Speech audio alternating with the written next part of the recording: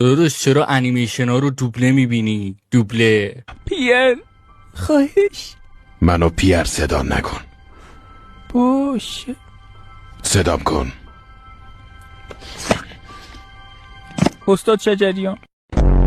سگ بذاره تو روح مدرسه، بوی زیر بغل راه مدرسه. مدرسه هوا شده حالا زل زل برپا شده. تاب تاب خمیر علی و امیر میرن مخزنی تو راه مسیر. هم شاگردی سلام یه وقت بالا سرت نیام. جینگو جینگو جینگ ساعت خونه میگه که حالا وقت میمونه. هلوشو بدم لولوشو بدم امشو ببین جون بابا نیر. بیا یه بار وفا کن اول مهر زهرمارتون باشه.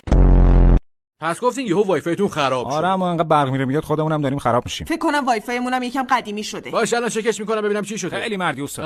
این بدبخت نفسای آخرشه دیگه، تلنگش در رفته. پس شما میگی باید با یه دونه نوش عوضش کنی؟ آره عوضش کنید بره، این دیگه کار نمیکنه. ای بدبخت. بابا پس باید عوض بشه. آره عشقم. باشه عوضش کن لطفا. بله آبجی خانم برای تخم چشم.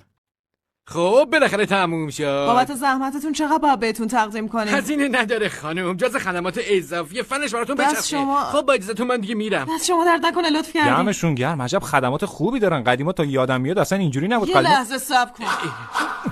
جان دلم خانم مشکلی پیش اومده. چرا اینقدر مودم بزرگه؟ ببین من سر صدا نکردم که تو بیدار نشی. این دوتا دیگه شورشو در آوردن. بچه‌های پر رو چیکار کردن؟ تقلب دیگه چرا می‌خواستی بکنن؟ نه جا تقصیر شما هم هستا. مامان تقلب نکردیم، دیدی که تقلبامون جا گذاشتیم.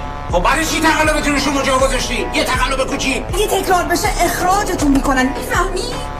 ببخشید من تازه از خواب بیدار شدم. من ویندوز ما بالا نمیاد. بیا نگاه کن. نگاه کن.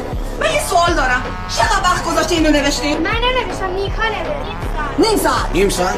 5 دقیقه آدم می‌نویسه. نقی. تو نیم ساعت نمیشد این 4 تا خط رو حفظ کنی؟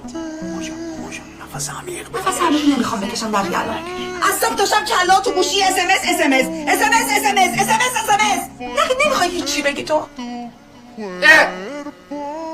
همین.